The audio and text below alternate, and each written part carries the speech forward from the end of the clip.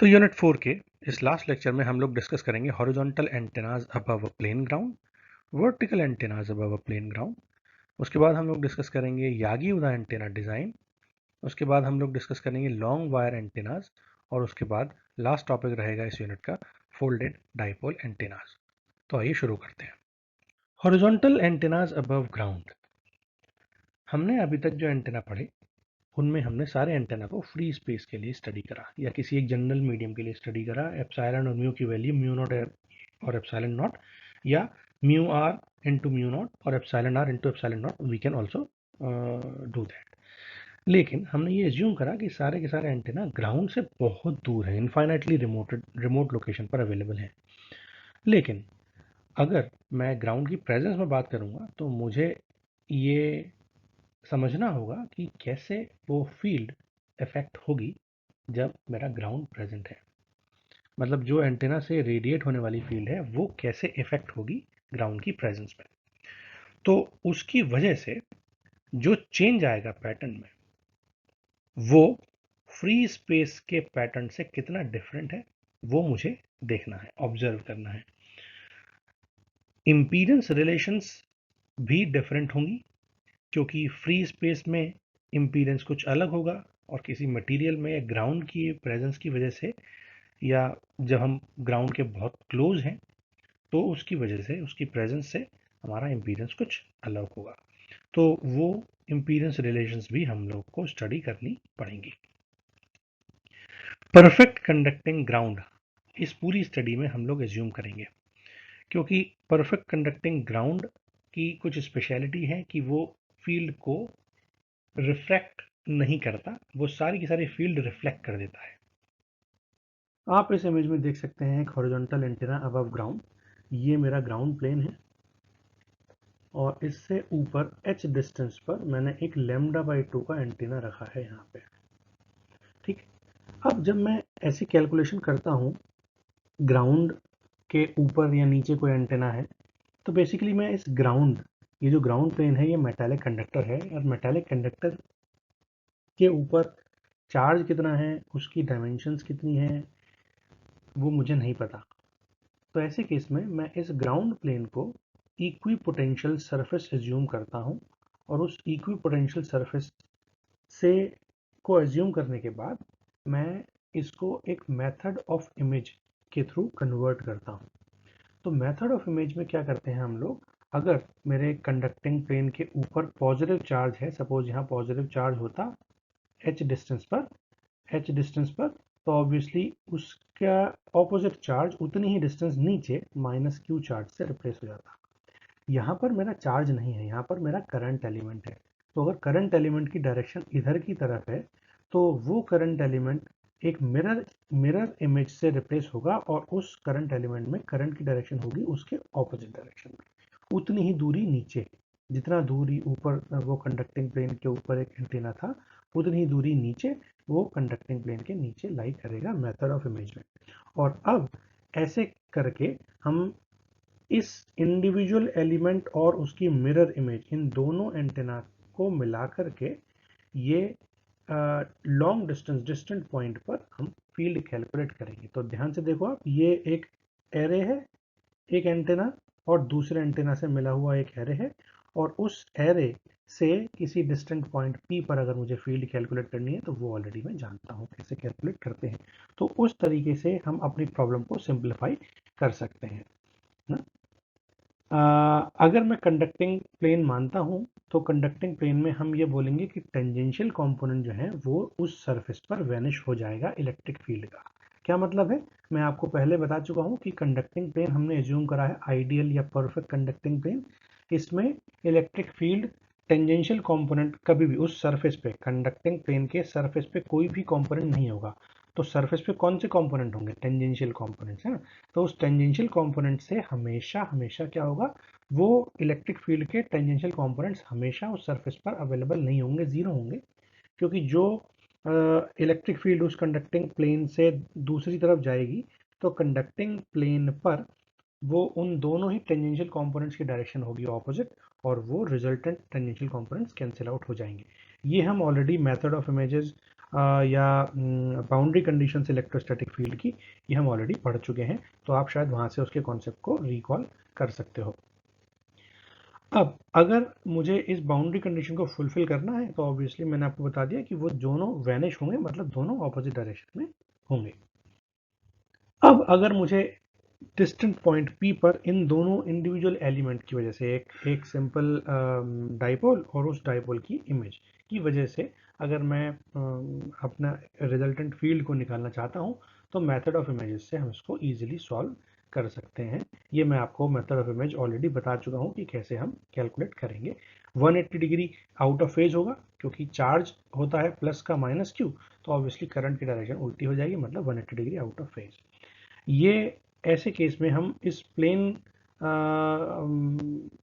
Of ground which the images replace, ठीक है, वो बेसिकली जो कंडक्टिंग प्लेन होगा वो एक प्लेन हो जाएगा ग्राउंड का, जिससे हम इमेज रिप्लेस करेंगे जिसके थ्रू, क्योंकि जितनी दूरी ऊपर वो एंटेना है उतनी ही दूरी नीचे उसकी मिरर इमेज उतनी ही दूरी नीचे की तरफ बनेगी। तो ये मेथड ऑफ इमेज हम वहाँ से अप्लाई कर पाएंगे। और अगर आप ध्यान से देखो तो ये एक एरे का कॉम्बिनेशन हुआ, और एरे कौन सा, जो दोनों के दोनों का सोर्स का करंट या मैग्नीट्यूड सेम है बट ऑपोजिट है उनकी डायरेक्शन, आउट ऑफ फेज है 180 डिग्री में, मैग्नीट्यूड्स सेम मैग्नीट्यूड है, इक्वल मैग्नीट्यूड है but opposite in direction, and that is why we can say that it becomes a problem of an end fire array।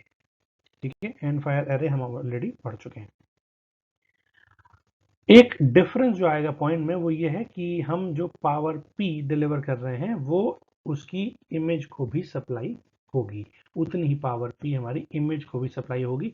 तो अगर मैं and fire array देखता हूं जो हम पहले पढ़ चुके हैं, उसमें हम लोग टोटल P पावर को रेडिएट करता हुआ अज्यूम करते थे, लेकिन यहाँ पर चूंकि उस एंटेना की मिरर इमेज नीचे बनी है तो वहां पर अगर एक एंटेना पर P पावर है तो दूसरे एंटेना पर भी P पावर होगी, उन दोनों एरे को मिलाकर के P पावर नहीं होगी। दैट मीन्स हम 2P पावर कंसिडर करेंगे। तो अगर मैं यहाँ पर ड्राइविंग पॉइंट इम्पीडेंस की वैल्यू कैलकुलेट करता हूँ तो ऑब्वियसली फ्री स्पेस वैल्यू से ये थोड़ी डिफरेंट होंगी, क्योंकि यहाँ पर मैंने पावर P ना अज्यूम करके 2P पावर अज्यूम करूँगा। ठीक है, तो हम अगर देखें तो अगर सपोज मेरे पास पोटेंशियल है क्या कहते हैं V1 पहले एलिमेंट पे, तो वो होगा I1Z11 प्लस I2ZM। ये I1 क्या है, मेरा एंटेना की करंट, I2 क्या है, इमेज की करंट, Z11 है मेरा self impedance of the antenna, और ZM है मेरा mutual impedance of the antenna, जो कि इमेज से 2H डिस्टेंस पर है। क्योंकि अगर ये मेरा कंडक्टिंग प्लेन था, अगर यहाँ पर एक एंटेना है H डिस्टेंस पर, तो ऑब्वियसली नीचे भी H डिस्टेंस पर एक एंटेना होगा। तो अगर इसमें करंट की डायरेक्शन है I1, इसमें करंट है I2 और डायरेक्शन है ऑपोजिट, ठीक है, तो वो दोनों के दोनों की वजह से मेरा सेल्फ इम्पीडेंस Z1 यानी इसका Z11 सेल्फ इम्पीडेंस होगा, और I2 करंट की वजह से इसके ऊपर जो इम्पीडेंस लगेगा दैट विल बी ZM। तो वो हमने ऑलरेडी डिस्कस कर लिया है। I2 और I1 दोनों की डायरेक्शन ऑपोजिट है, तो हम बोल सकते हैं Z1 equals to V1 divide by I1, यानी Z11 माइनस ZM, क्योंकि वहां पर I2 आ रहा है ना। तो अगर मैं प्रीवियस वाली इक्वेशन देखूं तो वो क्या थी, वो थी V1 equals to Z11 I1 plus ZM I2, और अगर मैं इसको रिप्लेस कर दूंगा I1 के साथ तो ये हो जाएगा माइनस का, ये हो जाएगा माइनस का I1, और I1 मैं इसमें और इसमें दोनों में कॉमन ले लूँ, और ये I1 जो है मेरा यहाँ आ गया, तो V1 अपॉन I1 क्या बचा, Z1 माइनस ZM माइनस वाला, ठीक है, ये आ गया यहाँ पे। ये real part driving point impedance, इसको बोलते हैं रेडिएशन रेजिस्टेंस, और रेडिएशन रेजिस्टेंस अगर मैं इसका रियल पार्ट को सेपरेट कर लूँ, इमेजिनरी पार्ट को सेपरेट कर लूँ, तो जो रियल पार्ट है वो मेरा रेडिएशन रेजिस्टेंस बोला जाएगा। तो उसको हम लिख सकते हैं R11 माइनस RM। दोनों एंटेना और उनकी इमेज करंट सेम अमाउंट का कैरी करती हैं, बट उन दोनों का फेज डिफरेंस जो है वो 180 डिग्री है, ऑपोजिट फेज में है। इसका मतलब ये एक एंड फायर एरे बनता है, और एंड फायर एरे में हम जानते हैं कि जो नल्स मिलते हैं, जीरो रेडिएशन पॉइंट मिलते हैं, वो कहाँ मिलते हैं? हॉरिजॉन्टल प्लेन में मिलते हैं। दैट मीन्स अगर एलिवेशन एंगल जीरो है, तो ये एलिवेशन एंगल अल्फा जीरो है, तो ऑटोमेटिकली उस डायरेक्शन में मेरा हॉरिजॉन्टल प्लेन की डायरेक्शन में यानी जीरो रेडिएशन में से मिलेगा जब एलिवेशन एंगल जीरो होगा। लैम्डा बाई 4 अगर हाइट है, तो उन दोनों इमेज के बीच की डिस्टेंस कितनी हो जाएगी? लैम्डा बाई 2, क्योंकि lambda by 4 into 2, that means lambda by 2। तो अगर मैं उस पर्टिकुलर केस में देखूं, तो ये लैम्डा बाई 2 डिस्टेंस से सेपरेटेड एक एंड फायर एरे बन जाएगा, जिसका मैक्सिमा होगा 90 डिग्री पर वर्टिकल डायरेक्शन में। ये हम ऑलरेडी डिस्कस कर चुके हैं। तो अलग अलग डिस्टेंस के लिए, अलग अलग हाइट के लिए, lambda by 4, lambda by 2, lambda by 8, 3 lambda by 4, जो भी आप डिस्टेंस लो, उसके हिसाब से आप अलग अलग मैक्सिमा, मिनिमाज और नल पॉइंट निकाल सकते हो, हाफ पावर पॉइंट्स निकाल सकते हो। Larger heights, the maximum radiation is in general at some elevation angle between 0 to 90, क्योंकि मुझे पता है जीरो पर मेरा क्या मिल रहा है? जीरो पर मुझे मिल रहा है कितना? मिनिमा, नल पॉइंट, है ना, zero radiation, zero elevation angle पर, ठीक है। और मैक्सिमा कहाँ मिल रहा है? मैक्सिमा मिल रहा है मुझे 90 डिग्री पर, ठीक है। ये हम ऑलरेडी एंड फायर के केस में देख चुके हैं। अगर लैम्डा बाई 4 डिस्टेंस हो, यानी उन दोनों के बीच की डिस्टेंस जो है, दोनों के बीच की डिस्टेंस जो है वो 2 इंटू लैम्डा बाई 4, मतलब लैम्डा बाई 2 डिस्टेंस अगर हो, तो ये एक एंड फायर केस वाला एरे बन जाएगा। और उस केस में हम ये ऑलरेडी देख चुके हैं कि मैक्सिमम मेरा कितना होता है? 90 डिग्री में होता है। लेकिन अगर कोई और हाइट है, इसके ज़्यादा कोई और हाइट है, तो ऑब्वियसली हम देखेंगे कि जीरो पे मिनिमा है, तो जीरो पे मैक्सिमा तो मिल नहीं सकता, और 90 पे इस केस में मैक्सिमा है, तो 90 पे मैक्सिमा मिलेगा नहीं। तो अब मेरे को मैक्सिमा कहाँ मिलेगा? 0 से 90 के बीच में मिलेगा, क्योंकि इस लैम्डा बाई 4 डिस्टेंस के थ्रू ही मैं उन दोनों इमेजेस के बीच में लैम्डा बाई 2 डिस्टेंस अचीव कर सकता हूँ। और उस लैम्डा बाई 2 के लिए मुझे 90 डिग्री पर कुछ ऐसा मैक्सिमम मिलता है ना। तो ये मेरा 90 डिग्री है। इस 90 डिग्री पर मुझे मैक्सिमम मिल रहा है। ये तब मिल रहा है जब इन दोनों के बीच की डिस्टेंस कितनी है? लैम्डा बाई 2 है, ठीक है। तो लैम्डा बाई 2 से अगर ज़्यादा डिस्टेंस लेंगे ऑब्वियसली, तो हम देखेंगे कि मैक्सिमम मेरा कहाँ मिलेगा? 0 से 90 डिग्री के बीच मिलेगा। अब यहाँ पर मैं एक और एक्सप्रेशन कैलकुलेट करूंगा, उसको बोलते हैं gain in field intensity for the half wavelength antenna above ground, क्योंकि ये स्पेसिफिकली अबव ग्राउंड एंटेना के लिए है, और उसकी हाइट कितनी है? Half wavelength. इसीलिए मैं उसको गेन इन फील्ड इंटेंसिटी को कैलकुलेट कर रहा हूँ, HWAG, यानी half wavelength antenna above ground with respect to gain in field intensity. क्या होता है? रेशो है बेसिकली, है ना। तो वो क्या है? Half wavelength antenna in free space. तो जो कंपैरिजन है वो अबव ग्राउंड वाले एंटेना का फ्री स्पेस वाले एंटेना के गेन इन फील्ड इंटेंसिटी के एक्सप्रेशंस का कंपैरिजन होगा, और उसको हम लिखते हैं कुछ इस तरीके से, ठीक है। ये एक फंक्शन है अल्फा का, एलिवेशन एंगल का, ठीक। और ये होगा R11 plus R1L divide by R11 plus R1L minus RM, और 2HR sine 2 sine HR sine alpha. यहाँ पर जो मेरा HR है वो कितना है? रेडिएशन, सॉरी, जो मेरी डिस्टेंस है ग्राउंड से उस एंटेना की, उस डिस्टेंस को रेडियन में कैलकुलेट करूंगा मैं, तो 2 pi by lambda into h, that will be HR। R11 self resistance या radiation resistance of lambda by 2 antenna, R1L ये loss resistance of lambda by 2 antenna, और RM जो है मेरा वो म्यूचुअल रेजिस्टेंस है लैम्डा बाई 2 एंटेना का, जो कि उसकी इमेज जो कि 2H डिस्टेंस पर है, उससे हम लोग कैलकुलेट कर रहे हैं। आप लॉस रेजिस्टेंस अभी तक नहीं जानते हो। लॉस रेजिस्टेंस वो रेजिस्टेंस है जो रेजिस्टेंस हम बोलते हैं कि वो उस इनपुट पावर को रेडिएट नहीं कर पा रहा। जो रेडिएट कर पा रहा है वो तो मेरा रेडिएशन रेजिस्टेंस है, सेल्फ रेजिस्टेंस है। लेकिन कुछ अमाउंट ऑफ पावर जो है वो उस एंटेना के टर्मिनल पे रेडिएशंस को नहीं कन्वर्ट कर पाती। सपोज कोई हीट लॉस हो गया, या कोई रिफ्लेक्शन लॉसेस हो गए, और कई टाइप के लॉसेस हो सकते हैं, वो रेजिस्टेंस जो होगा वो मेरा लॉस रेजिस्टेंस होगा। तो अगर मैं एंटेना की पावर को रेडिएटेड पावर से कंपेयर करूंगा, तो एंटेना की इनपुट वाली पावर और एंटेना के रेडिएटेड वाली पावर में दो टाइप के रेजिस्टेंस आ जाएंगे, एक सेल्फ रेजिस्टेंस या रेडिएशन रेजिस्टेंस, और जो दूसरा आएगा जिसकी वजह से टोटल पावर रेडिएट नहीं हो पा रही है वो हो जाएगा मेरा loss resistance. Keeping in mind जो मेरी करंट है वो दोनों जगह सेम है। ये उनके रेडिएशन पैटर्न्स हैं। अब चूंकि हम देखते हैं कि कंडक्टिंग प्लेन है और उस कंडक्टिंग प्लेन के नीचे की तरफ आइडियली कोई फील्ड नहीं होनी चाहिए, है ना। तो अगर मैं उस h की डिस्टेंस को ध्यान से देखो, h की डिस्टेंस को अगर मैं 0.1 लैम्डा लेता हूं तो ये almost circular above the ground radiation pattern मिलता है, isotropic you can say that, है ना। और अगर मैं 0.25 लैम्डा लेता हूं तो मैक्सिमा ऑब्वियसली मुझे यहीं पर मिलता है 90 डिग्री पर, है ना। यहाँ भी 90 डिग्री पर मैक्सिमम मिल रहा था, यहाँ भी 90 डिग्री पर मैक्सिमम मिल रहा है, दोनों ये हम ऑलरेडी डिस्कस कर चुके हैं। नल पॉइंट्स मेरे को मिलेंगे इस अल्फा एलिवेशन एंगल अल्फा 0 वाली वैल्यू पे या 180 डिग्री वाली वैल्यू पे।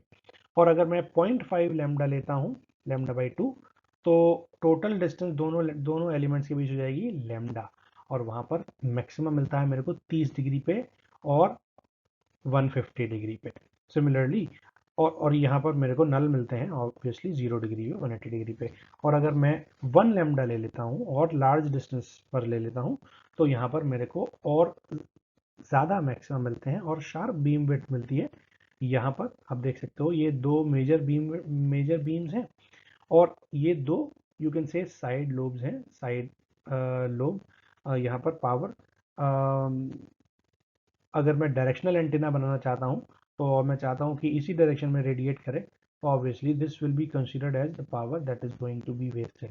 ठीक है, तो ये मेरी पावर वेस्ट हो रही है, but again you can see कि यहाँ पर भी मेरे को मैक्सिमा ही मिल रहा है पावर का, इस एंगल पे भी। तो मेरे अल्टीमेटली उस कंडक्टिंग प्लेन के ऊपर 4 मैक्सिमम मिल रहे हैं इन एंगल्स पे, you can easily find that. और दो मिनिमा तो थे ही 0 और 180 डिग्री पे, और साथ में एक मिनिमा यहाँ पे, एक मिनिमा यहाँ पे, और एक मिनिमा इन दोनों के बीच में भी मिल रहा है। अब एंड फायर एरे तब बन रहा था जब h जो मेरा था वो कितना था, लैम्डा बाई 4 था, है ना। अगर h की वैल्यू लैम्डा बाई 4 थी तो ये एंड फायर एरे की तरह ट्रीट कर रहा था मैं, ठीक है। लेकिन अब मैं h की वैल्यू 1 लैम्डा रख लेता हूँ तो यहाँ पर एंड फायर एरे नहीं बोल सकता, क्योंकि एंड फायर एरे में क्या होता है, एंड फायर एरे में मैक्सिमम मिलता है मेरे को 90 डिग्री पे इस प्लेन के परपेंडिकुलर, जबकि यहाँ पर मैक्सिमम कहाँ मिल रहा है, किसी और डायरेक्शन में मिल रहा है, इसमें। सिमिलरली 0.5 लैम्डा के केस में भी आई कैन नॉट से कि ये मेरा एंड फायर एरे है, क्योंकि एंड फायर एरे में दो चीज़ें होती है, मैक्सिमा होता है हमेशा उस प्लेन के परपेंडिकुलर, यहाँ पर मैक्सिमा होता है, और मिनिमा होता है उस प्लेन में। तो मिनिमा वाली कंडीशन तो सेटिस्फाई हो रही है इन सारे केसेस में, लेकिन मैक्सिमम वाली कंडीशन इस वाले में, इस वाले में और इस वाले, इन दो केसेस में सेटिस्फाई नहीं हो रही है, इसीलिए मैं इसको एंड फायर एरे नहीं बोल सकता। 3D में अगर मैं इसको देखूं तो 3D में ये कुछ इस तरीके से दिखेगा। जो कैलकुलेशन, जो रेडिएशन पैटर्न मैंने प्लॉट करा है वो बेसिकली कैलकुलेशन के लिए सॉल्व करा है, के लिए यूज करा है। आप देख सकते हो अगर ये लैम्डा बाई 2 एंटेना है, इस डायरेक्शन में रखा है, उस एंटेना की हाइट 0.5 लैम्डा है ना। तो ये कुछ इस तरीके का रेडिएशन पैटर्न मेरे को मिलेगा, ठीक है। और अगर मैं लैम्डा बाई 2 एंटेना अगर रखा है 1 लैम्डा पे, ये डिस्टेंस 1 लैम्डा है ना, तो रेडिएशन पैटर्न मेरे को कुछ इस तरीके से मिलेगा। आप देख सकते हो ये मैक्सिमम मिल रहा है, ये मैक्सिमम मिल रहा है, एक ये मैक्सिमम मिल रहा है, और एक ये बैक लो बोल दो या कुछ भी बोल दो, आप उस तरीके से मैक्सिमा और मिनिमा 3D में आइडेंटिफाई कर सकते हो अलग अलग प्लेन्स। अब बात करते हैं वर्टिकल एंटेना अबव ग्राउंड। तो वर्टिकल एंटेना अबव ग्राउंड में हम क्या करेंगे, वर्टिकल एंटेना में एक करंट एलिमेंट जो कि ग्राउंड से वर्टिकली डायरेक्शन में था, वो वर्टिकल एंटेना को भी हम सॉल्व करने के लिए इस ग्राउंड को एज्यूम करेंगे कि ये एक परफेक्ट कंडक्टिंग प्लेन है, और उस परफेक्ट कंडक्टिंग प्लेन को मैं इक्विपोटेंशियल सरफेस मान सकता हूँ। और उस इक्विपोटेंशियल सरफेस अगर मैं मानता हूँ तो ऑब्वियसली मैं इस ग्राउंड प्लेन को हटा सकता हूँ, है ना। और उस ग्राउंड प्लेन को हटा करके मैं इस ग्राउंड को as an equipotential surface treat करता हूँ। तो इस एंटेना का एक मिरर इमेज मुझे यहाँ पर देखना होगा। तो ये एक एंटेना जो है ये उस मिरर इमेज से रिप्लेस हो जाएगा, आप देख सकते हो यहाँ पर अगर कंडक्टिंग प्लेन से करंट की डायरेक्शन ऊपर की तरफ है ना, away from the conducting plane है, तो करंट की डायरेक्शन इमेज में क्या होगी, टूवर्ड्स द कंडक्टिंग प्लेन होगी। आप ये मत अज्यूम करना कि करंट की डायरेक्शन इधर की तरफ होगी। करंट की डायरेक्शन यहाँ पर अवे फ्रॉम द ग्राउंड है, ग्राउंड प्लेन है, तो यहाँ पर टूवर्ड्स द ग्राउंड प्लेन होगी। दैट मीन्स ये दोनों की डायरेक्शन क्या होगी, सेम ही होगी। हॉरिजॉन्टल एंटेना के केस में ये डिफरेंट था, वर्टिकल एंटेना के केस में ये डिफरेंट होगा। ये चीज़ ध्यान में रखने वाली है। आप इस चीज़ को अगेन मेथड ऑफ इमेज से सॉल्व करोगे। ये आपने एलिवेशन एंगल ले लिया अल्फा, डिस्टेंट पॉइंट जो कि आर डिस्टेंस पर है, आप अगर उस पॉइंट पर फील्ड कैलकुलेट करना चाहते हो तो वो फील्ड कैलकुलेट कर सकते हो। कीपिंग इन माइंड कि मैंने एल लेंथ का एक एंटेना लिया है, तो अगर मैं इस डिस्टेंस को बहुत छोटा कर दूं, ये जो डिस्टेंस है, ये वाली डिस्टेंस, उन दोनों एंटेना के बीच के डिस्टेंस ग्राउंड और उन एंटेना के स्टार्टिंग पॉइंट्स की, वो डिस्टेंस अगर बहुत स्मॉल है, नेग्लिजिबल स्मॉल है, तो आई कैन से कि ये मेरा टोटल 2L लेंथ का एंटेना हो गया। और उस 2L लेंथ की वैल्यू मैं अगर in terms of lambda replace करता चले जाऊं, तो automatically I can calculate different types of radiation patterns for every single case, है ना। अब आप देख सकते हो यहाँ पर मैंने सिमेट्रिकल करंट डिस्ट्रीब्यूशन लिया है। करंट अगर साइनसॉइडल है तो ऑब्वियसली ये इसका कुछ स्ट्रक्चर इस तरीके से होगा, तो इसका नीचे की तरफ भी कुछ इस तरीके से स्ट्रक्चर होगा, इस सिमेट्रिकल करंट डिस्ट्रीब्यूशन की पहचान के तौर पे। अब अगर इलेक्ट्रिक फील्ड के फंक्शन को आर के फंक्शन मान, इलेक्ट्रिक फील्ड इंटेंसिटी को अगर मैं आर और एलिवेशन एंगल अल्फा का फंक्शन मानूं, एलिवेशन एंगल अल्फा और डिस्टेंस आर का फंक्शन मानूं, तो हम इसको इस तरीके से लिख सकते हैं। यहाँ पर जो एल आर है ऑब्वियसली 2π/λ इंटू एल, ठीक है। ये मेरी रेडियन में डिस्टेंस हो गई, डायमेंशन लेस हो गई, ठीक है, क्योंकि यहाँ एल और लेमडा दोनों, ये भी मीटर में है, सपोज ये भी मीटर में है, तो ऑटोमेटिकली ये डायमेंशन लेस हो गया। R11 मेरा सेल्फ रेजिस्टेंस है, सेम चीज एल लेंथ का स्टब एंटेना का, ठीक है, मैक्सिमम करंट डायरेक्शन पर, ठीक है। R1L ये मेरा लॉस रेजिस्टेंस है, इफेक्टिव लॉस रेजिस्टेंस उसी पर्टिकुलर पॉइंट पर। अगर मैं P देखता हूँ तो P क्या है, मेरा ये पावर इनपुट है, जितनी इनपुट पावर मैंने अपने एंटेना को दी थी, और R मेरी डिस्टेंस है। ये सब मीटर्स में या ओम्स में या वॉट्स में हम कैलकुलेट कर रहे हैं। अगर मैं ये एंटेना एज्यूम करूं, vertical antenna of the ground, ठीक है, तो रेडिएशन पैटर्न कुछ इस तरीके से आएगा। आप देख सकते हो अगर मैं L की वैल्यू 0.25 लेमडा लेता हूं, ठीक है, तो मेरा λ/2 एंटेना बन जाएगा। और उस λ/2 का एक सिंगल एंटेना का रेडिएशन पैटर्न मैक्सिमा कहाँ होता है, 0 डिग्री पे होता है। तो आप देख सकते हो λ/2 यानी ये वाला एंटेना, ठीक है, ये वाला एंटेना और इस वाले एंटेना का रेडिएशन पैटर्न मैक्सिमा कहाँ पर मिल रहा है मुझे, 0 डिग्री एंगल पर मिल रहा है, ठीक है। अगर मैं 0.5 लूँ, तो उन दोनों एंटेना की डिस्टेंस कितनी हो गई, उन दोनों एंटेना की डिस्टेंस हो गई लेमडा। और उस लेमडा के लिए again maxima is in the same direction at 0 degree, but यहाँ पर ये जो फील्ड इंटेंसिटी है मिली वोल्ट पर मीटर में, अलग अलग डिस्टेंस पर हम देख रहे हैं, तो ये अलग अलग है। यहाँ पर इसकी वैल्यू थोड़ी ज़्यादा है, यू कैन से दैट 236। और अगर मैं ज़्यादा कर देता हूँ एल की वैल्यू 0.528 लैम्डा, तो ये मैक्सिमम वैल्यू मिलेगी मुझे 246 मिली वोल्ट पर मीटर में, ठीक है। और अगर मैं 0.75 लैम्डा लेता हूँ, तो 270 डिग्री पर मुझे ऑलमोस्ट मैक्सिमा मिलता है। अगर मैं एल की वैल्यू 1 लैम्डा ले लेता हूँ, तो आप देख सकते हो ये लगभग 360 डिग्री पर मुझे मैक्सिमा मिल रहा है, ठीक है। 0.64 लैम्डा लेता हूँ तो मुझे मैक्सिमम मिल रहा है 230 डिग्री पे। ये सारी चीज़ें आपको इस चार्ट के थ्रू क्लियर हो रही होंगी।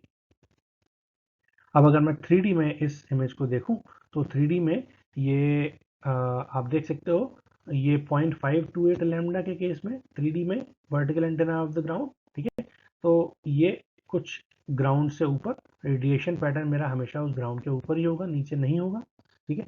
और अगर मैं एंटेना की लेंथ चेंज करता हूँ 0.64 लैम्डा, तो यहाँ पर आप देख सकते हो मैक्सिमा तो यहाँ मिल रहा है मुझे 0 डिग्री पर, बट कुछ साइड लोब्स भी मिल रहे हैं ऊपर की तरफ, ठीक है, नीचे कुछ नहीं मिलेगा। यहाँ पर आप देख सकते हो, यहाँ पर इस 0.528 लैम्डा पे मेरे को मैक्सिमम मिल रहा है केवल एक, बट कोई साइड लोब किसी और डायरेक्शन में मेजर लोब, दूसरी लोब्स नहीं मिल रही हैं, जबकि यहाँ पर मेरे को दो मेजर लोब्स मिल रही हैं दो माइनर लोब्स मिल रही हैं दो मेजर लोब्स के साथ साथ। अब हम बात करते हैं, अगला जो बहुत इंपॉर्टेंट टॉपिक है वो है यागी उदा एंटेना। यागी उदा एंटेना बेसिकली क्या है, जो हम लोग अगर आपने कभी दूरदर्शन वाले टेलीविजन देखे हो तो वहां पर हम जो एंटेना यूज करते थे वो यागी उदा एंटेना बोला जाता था।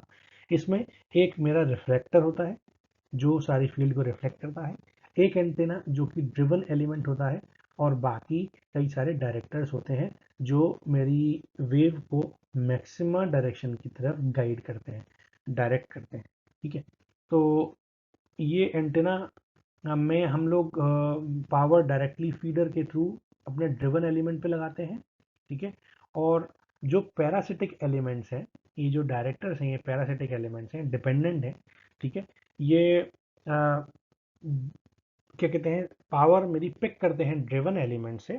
ठीक है, ड्रिवन एलिमेंट से, और फिर उनको री रेडिएट करते हैं फ्री स्पेस में। ठीक है, इनका फेज कुछ इस तरीके से एडजस्ट करा जाता है कि ये मैक्सिमम पावर को एक फिक्स डायरेक्शन में रेडिएट करें और बाकी डायरेक्शन में हम उनकी पावर को मिनिमाइज कर पाए। एम्पलीट्यूड और फेज ऑफ द करंट, जो भी मेरी करंट इंड्यूस हो रही है पैरासिटिक एलिमेंट में, वो किस पे डिपेंड करेगी, वो डिपेंड करेगी कि उन एलिमेंट्स की लेंथ कितनी है और उन एलिमेंट्स के बीच में स्पेसिंग कितनी है, डाइपोल और ड्रिवन एलिमेंट्स के बीच की स्पेसिंग। अगर एलिमेंट रेजोनेंट लेंथ से बड़ा है तो वो एलिमेंट इंडक्टिव बन जाता है, और अगर छोटा है तो वो कैपेसिटिव बन जाता है। ठीक, इन रेजोनेंट एलिमेंट की रेजोनेंट लेंथ से मैं आइडेंटिफाई कर सकता हूँ कि वो एलिमेंट मेरा ड्रिवन एलिमेंट, वो जो भी एलिमेंट है ड्रिवन एलिमेंट से बड़ा है या छोटा है। डिपेंडिंग ऑन कि वो बड़ा है तो वो इंडक्टिव एलिमेंट बन जाएगा, और अगर छोटा है तो वो कैपेसिटिव एलिमेंट बन जाएगा। और हमें ये पता है कि जब भी इंडक्टिव या कैपेसिटिव एलिमेंट्स होते हैं तो करंट मेरी फेज डिफरेंस ज़रूर आता है वोल्टेज और करंट में, तो उस फेज डिफरेंस को मुझे अपनी कैलकुलेशन में इस्तेमाल करना पड़ेगा।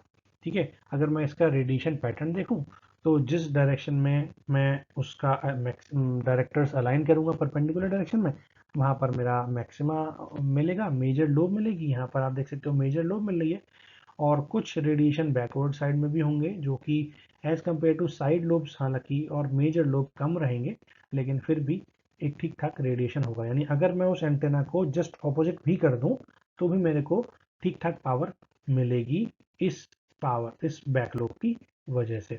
अगर मैं एंटेना का अलाइनमेंट इन डायरेक्शन में करता हूं तो भी मेरे को कुछ पावर मिलती है। अब डिपेंड करता है कि वो पावर इतनी है कि वो एक मिनिमम रिक्वायर्ड पावर है। अगर हाँ तो मेरे को सिग्नल क्लियरली मिल जाएगा, और अगर नहीं है तो ऑब्वियसली मेरे को इस डायरेक्शन में अलाइनमेंट करना पड़ेगा। अगर इस एंटेना को डिज़ाइन करता हूं तो मुझे कुछ चीज़ें ध्यान रखनी पड़ेंगी, वो मैंने एक टेबल की फॉर्म में मेंशन करी है। ये जो ड्रिवन एलिमेंट है, ड्रिवन एलिमेंट यानी ये डाइपोल, आप देख सकते हो इसको मैं लगभग 0.5 लैम्डा के बराबर रखने का प्रयास करता हूँ। तो ये आप देख सकते हो 0.46 लैम्डा से लेकर के 0.5 लैम्डा के बीच की डिस्टेंस इसके बीच की हो सकती है। ये जो रिफ्लेक्टर है ये slightly bigger than the dipole element है, तो मैं उसको 0.55 लैम्डा से 0.58 लैम्डा के बीच ले सकता हूँ। आइडियली इसको ड्रिवन एलिमेंट को हम 0.5 लैम्डा ही यूज करते हैं, और रिफ्लेक्टर को हम 0.55 लैम्डा लेते हैं। ठीक है, डायरेक्टर वन यानी ये वाले जो डायरेक्टर्स थे ना, ये डायरेक्टर हो गया, फिर उसके बाद एक और डायरेक्टर हो गया, फिर एक और डायरेक्टर हो गया। तो उन डायरेक्टर्स की हाइट कितनी होगी, वो अगर एक है, दो है, तीन है, तो respectively you can say 0.45 lambda, 0.40 lambda, 0.35 lambda. अगर और आपको बढ़ाने हैं तो 0.30 लैम्डा। ठीक है, और उन दोनों डायरेक्टर्स के बीच की स्पेसिंग कितनी होगी, यानी इन दोनों के बीच की स्पेसिंग और इन दोनों के बीच की स्पेसिंग वो कितनी होगी, वो होगी मेरी 0.2 लैम्डा। ठीक है, रिफ्लेक्टर टू डाइपोल, रिफ्लेक्टर कौन सा था मेरा, ये वाला, ये रिफ्लेक्टर है, और डाइपोल यानी ये डिस्टेंस कितनी होगी, that distance will be the largest between the elements, और ये मेरी है 0.35 लैम्डा। और डाइपोल से डायरेक्टर के बीच की स्पेसिंग यानी ये वाली जो डिस्टेंस है ये बाकी डायरेक्टर से थोड़ी छोटी होती है, दैट इज 0.125 लैम्डा। तो आप देख सकते हो ये मेरा रिफ्लेक्टर है सबसे बड़ा, ये मेरा डाइपोल एलिमेंट है, उसके बाद मेरे 3 डायरेक्टर्स हैं। तो ये डिस्टेंस मेरी सबसे कम होगी, ये हाइट मेरी सबसे ज़्यादा होगी, ये हाइट ऑलमोस्ट 0.5 लैम्डा होगी, ये 0.45, ये 0.4, ये 0.35 एंड सो ऑन। और ये डिस्टेंस कितनी होगी 0.2 लैम्डा, 0.2 लैम्डा। तो जब एग्जाम में क्वेश्चंस आते हैं तो क्वेश्चंस के टाइम पे वो एग्जामिनर पूछेगा आपसे कि अगर एक यागी उदा एंटेना डिज़ाइन करना है जो कि इस पर्टिकुलर फ्रीक्वेंसी को रिसीव कर पाए, तो अगर आपको एफ गिवन है तो आप एफ के करस्पॉन्डिंग क्या निकाल लोगे, लैम्डा निकाल लोगे। जब आपने लैम्डा निकाल लिया तो आपको ये डाइपोल की लेंथ पता लग गई, ठीक है, क्योंकि लैम्डा है तो मतलब आपको 0.5 लैम्डा पता लग गया। अब आपको बाकी सारे एलिमेंट्स निकालने हैं, तो आपको इसकी लेंथ पता लग गई, रिफ्लेक्टर की लेंथ पता लग गई, डायरेक्टर की लेंथ पता लग गई, और ये बाकी सारे डायरेक्टर्स की लेंथ, उनके बीच की स्पेसिंग, और डाइपोल और डायरेक्टर की स्पेसिंग, ये सारे एंटेना की डिस्टेंस आपको पता लग गई। और ये जो फ्रीक्वेंसी है ना, ये फ्रीक्वेंसी ही बेसिकली रेजोनेटिंग फ्रीक्वेंसी होगी जिसका हम अभी जिक्र कर रहे थे। अब बात आती है लॉन्ग वायर एंटेना की। तो लॉन्ग वायर एंटेना बेसिकली कई काफ़ी लेंथ या मैनी वेवलेंथ लॉन्ग हो सकते हैं, और उनको हम array of lambda by 2 elements भी बोल सकते हैं अगर मैं उनको कंटिन्यूअस लीनियर फैशन में हर एक एलिमेंट के साथ जोड़ करके बनाता हूँ। तो यहाँ पर हर एक एलिमेंट क्या काम करेगा, वो काम करेगा रेडिएटर का भी और साथ के साथ ट्रांसमिशन लाइन का भी। ये दोनों लॉन्ग वायर एंटेना जो है ये कुछ 3 या और बहुत सारे टाइप के हो सकते हैं, बट मेनली हम केवल 3 टाइप के एंटेना को ही देखेंगे। एक को बोलते हैं वी एंटेना, एक को बोलते हैं रोम्बिक एंटेना, और एक एंटेना है मेरा बेवरेज एंटेना। तो वन बाय वन हम इनकी स्टडी करते हैं। वी एंटीना का जो रेडिएशन पैटर्न है वो कुछ इस तरीके से है।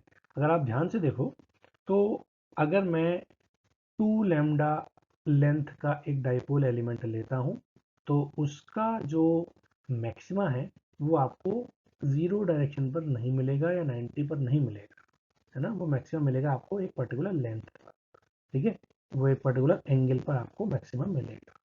नाउ अगर मैं इन 2 लैम्डा एलिमेंट्स को एक वी की शेप दूं, वी एंटेना बनाऊं, देखो यहां से लेके ये एक 2 लैम्डा लेंथ का एंटेना है और ये एक 2 लैम्डा लेंथ का एंटेना है। तो इनके रेडिएशन पैटर्न इंडिविजुअली कुछ इस तरीके से होगा, ये इस तरीके से होगा और इसका इस तरीके से होगा। अब आप ध्यान से देखो, ये डायरेक्शन इधर मैक्सिमा है जो कि इसकी एक्सिस के पैरेलल है, और यहाँ भी मैक्सिमा इसी डायरेक्शन में मिल रहा है जो कि इस वी एंटेना की एक्सिस के पैरेलल है ना। तो आप देख सकते हो यहाँ पर जो उस एंटेना का रिजल्टेंट पैटर्न है वो भी कुछ इसी तरीके से मिलेगा, ठीक है। और जो भी अदर पैरामीटर्स हैं वो साइड लोब्स में कन्वर्ट हो जाएंगे, यानी अगर मैं इस मैक्सिमा का इसके साथ कोइंसाइड कराऊंगा तो ये एक माइनर लोब देगा इस डायरेक्शन में। सिमिलरली इस वाले का मेजर लोब और इस वाले की माइनर लोब से अगर मैं मल्टीप्लाई करूंगा ऑटोमेटिकली पावर मेरे को बहुत कम मिलेगी, मतलब ये एक माइनर लोब बन जाएगी। तो कुछ इस तरीके से हम मेजर लोब और माइनर लोब्स को आइडेंटिफाई कर सकते हैं। एक अलग टाइप है इसका, यहाँ पे आप देख सकते हो 72 डिग्री अगर मैं गामा लेता हूँ, ये वाला एंगल जो गामा था ये 72 डिग्री है ना। दैट मीन्स ये इंडिविजुअल एलिमेंट 36 डिग्री है।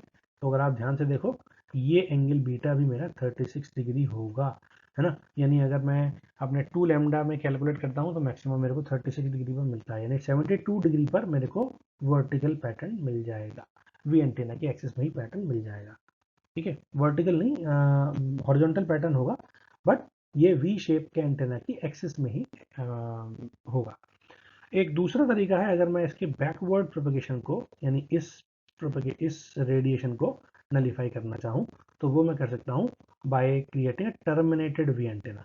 यहाँ पर उन एंटेना की डिस्टेंस उतनी ही है बट मैंने इनके एंड्स को टर्मिनेट कर दिया, ग्राउंड कर दिया, ठीक है। तो ऑब्वियसली बैकवर्ड डायरेक्शन के प्रोपगेशंस खत्म हो गए, केवल और केवल फॉरवर्ड वाला डायरेक्शन बची और जो बाकी बचा वो माइनर लोब्स आ गई। तो ये मेरा क्या बन गया, ये मेरा टर्मिनेटेड वी एंटेना बन गया।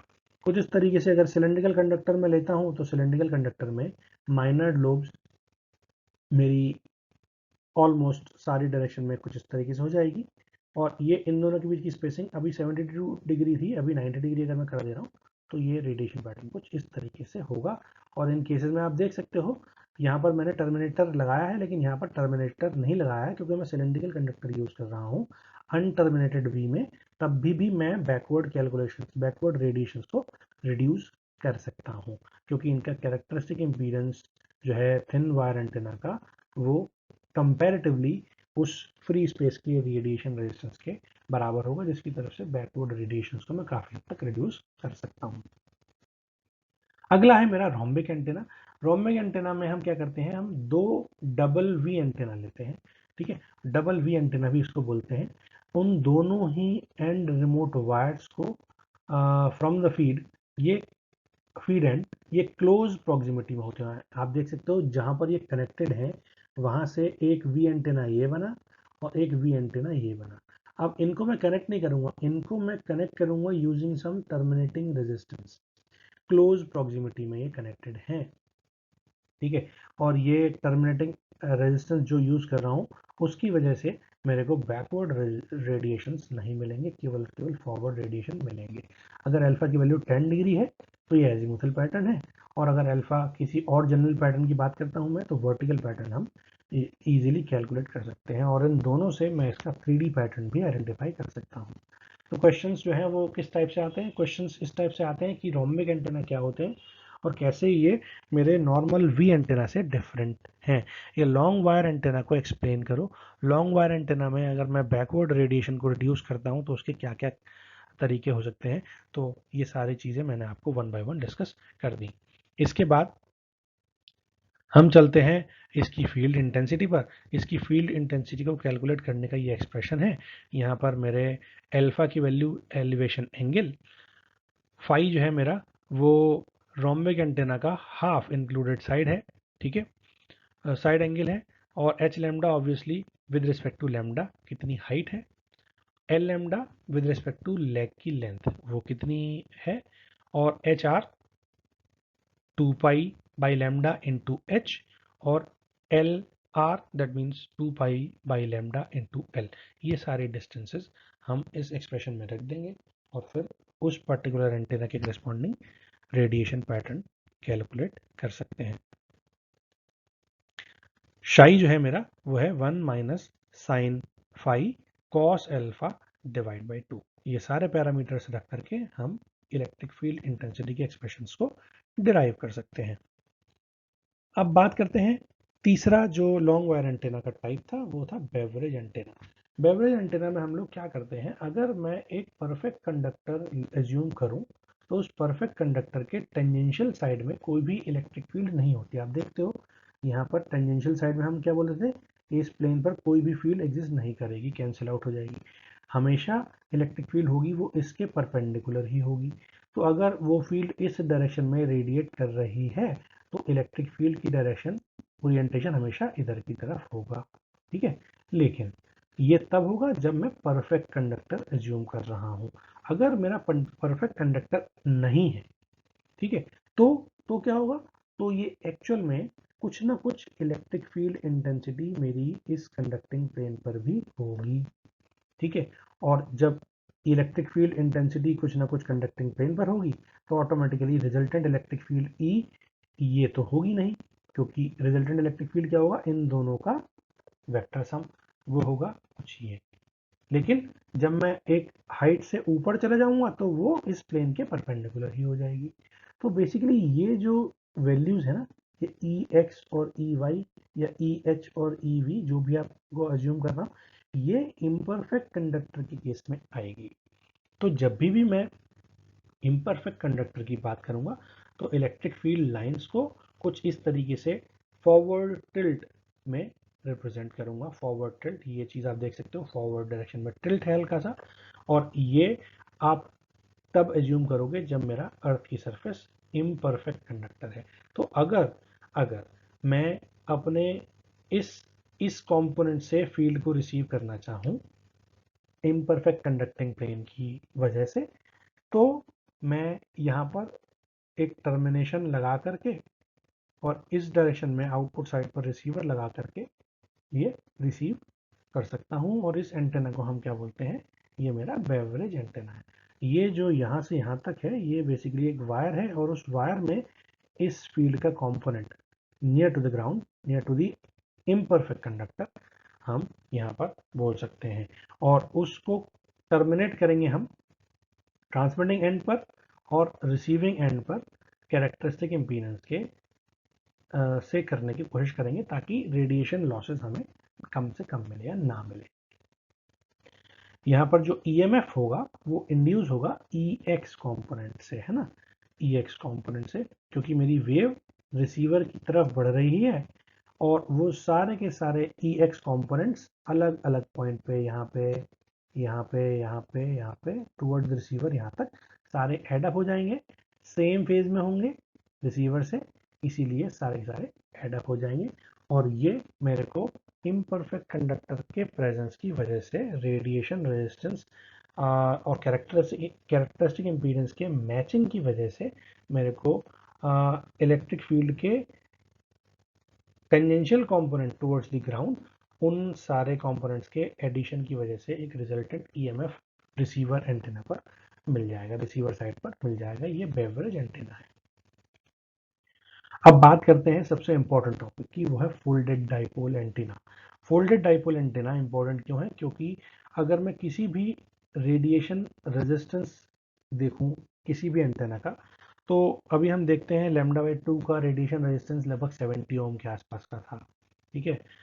तो अगर मैं अलग अलग ट्रांसफार्मर इम्पीडेंस ट्रांसफार्मर का इस्तेमाल करूं, तो मैं उसको मैच करूंगा लगभग 300 से 600 ओम की कैरेक्टरिस्टिक इम्पीडेंस वाली लाइन से, जिससे कि मेरे इस λ/2 एंटेना का रेडिएशन रेजिस्टेंस कितना बन जाए, लगभग फ्री स्पेस के कैरेक्टरिस्टिक इम्पीडेंस के या रेजिस्टेंस के बराबर हो जाए।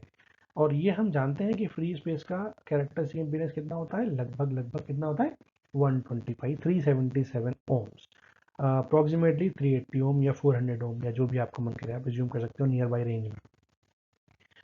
अब हम ये देखते हैं कि अगर मेरे एक एंटीना जिसका रेडिएशन रेजिस्टेंस 70 ओम है, मैं उसको एक फ्री स्पेस में रेडिएट करने के लिए भेजूं, रेडिएशन के लिए बोलूं, है ना, रेडिएट करने के लिए बोलूं, और उसका इम्पीडेंस है 70 ओम, जहां पर वो रेडिएट करना चाहता है वहां का इम्पीडेंस है 380 ओम, 377 ओम।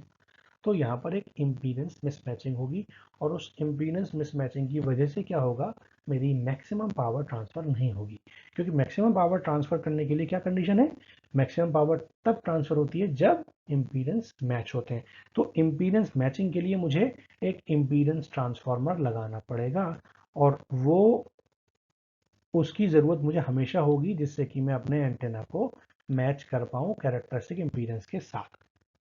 लेकिन अगर मैं अपने डाइपोल एंटेना को फोल्डेड डाइपोल एंटेना की तरह कंसीडर करूं या उसको एज्यूम करूं, करता हुआ मानूं, तो ऐसे केस में मैं अपने इस इम्पीडेंस ट्रांसफार्मर की रिक्वायरमेंट को कंपनसेट कर सकता हूं, मिनिमाइज कर सकता हूं, खत्म कर सकता हूं, एलिमिनेट कर सकता हूं। कैसे, वो देखते हैं। आप देखो ध्यान से, λ/2 का जो ये सेगमेंट है, मैंने इस सेगमेंट को दो पार्ट में ब्रेक कर लिया। ये भी λ/2 है और नीचे वाला भी λ/2 एलिमेंट है, ठीक है। इन दोनों के बीच की जो डिस्टेंस है d, that is very very small, that is very very small. तो अगर ये ultra closed spaced type of array बन जाए, ठीक है, ये मेरा फोल्डेड डाइपोल है, ठीक। अब आप इस एंटेना को एज्यूम कर सकते हो कि मेरे दो अलग अलग एंटेना है λ/2 डिस्टेंस के। जब ये टोटल V पोटेंशियल मेरा इस पूरे एंटेना में जा रहा था, तो अगर मैं इन दोनों को अलग अलग कर दूं, तो यहाँ पर V/2 और V/2 पोटेंशियल डिस्ट्रीब्यूट हो जाएगा, है ना। अगर मैं एक में करंट मानूं I2, दूसरे में करंट मानूं I1, तो ऑटोमेटिकली मैं यहाँ पर इसको सॉल्व कर सकता हूँ। अगर तीन वायर फोल्डेड डाइपोल होता, तो मैं उसको कुछ इस तरीके से एज्यूम करता कीपिंग इन माइंड कि करंट की डायरेक्शन हर डाइपोल में सेम डायरेक्शन में, मतलब इसमें इधर की तरफ है तो इसमें भी इधर की तरफ होगी और इसमें भी इधर की तरफ होगी। मतलब बेसिकली ये एक डाइपोल है, अगर करंट की डायरेक्शन इधर की तरफ है तो इसमें भी इधर की तरफ होगी, इसमें भी इधर की तरफ होगी, या अगर इसमें इधर की तरफ डायरेक्शन है तो इन सब में उधर की तरफ डायरेक्शन होगी। ये डायरेक्शन मुझे एज्यूम करनी पड़ेगी ये सेम है, और इस डिस्टेंस को, इन डिस्टेंस को और इन डिस्टेंस को मैं बहुत छोटा एज्यूम करूंगा, जिससे कि ये क्लोजली स्पेस्ड एरे बन जाए। ठीक है, अब आप इस ज्योमेट्री को ध्यान से देखो, इस ज्योमेट्री को ध्यान से देखो, ये λ/2 की डिस्टेंस है और उन दोनों की सेपरेशन d है। एक में v/2 पोटेंशियल है, I2 करंट है, एक में v/2 पोटेंशियल है, I1 करंट है। तो यहाँ पर मैं इम्पीडेंस निकालता हूँ। इम्पीडेंस निकालने के लिए हमने इस इमेज को देखना है, दोनों के डायपोल की जो कंडक्टिंग वायर की डायमीटर है वो सेम है। ठीक है, तो मैं पोटेंशियल अगर देखूं तो कितना होगा, v/2 वो क्या हो जाएगा बेसिकली, वो होगा I1 इस वाले की वजह से इम्पीडेंस, इसका इस वाले का एलिमेंट का इम्पीडेंस, और इस वाले करंट की वजह से इसके इफेक्ट का इम्पीडेंस, यानी I1Z11 प्लस I2Z12। अगर मैं I1 और I2 बोलूँ तो ये डाइपोल 1 और डाइपोल 2 के करंट है। डाइपोल 1 ये वाला है, डाइपोल 2 ये वाला है, ये दो अलग अलग λ/2 के डाइपोल्स हैं। Z11 और Z12 क्या है, Z11 सेल्फ इम्पीडेंस है डाइपोल 1 का, और म्यूचुअल इम्पीडेंस है Z12 डाइपोल 1 और 2 का। चूंकि I1 और I2 दोनों सेम करंट है तो हम क्या बोल सकते हैं, I1 कॉमन ले सकते हैं।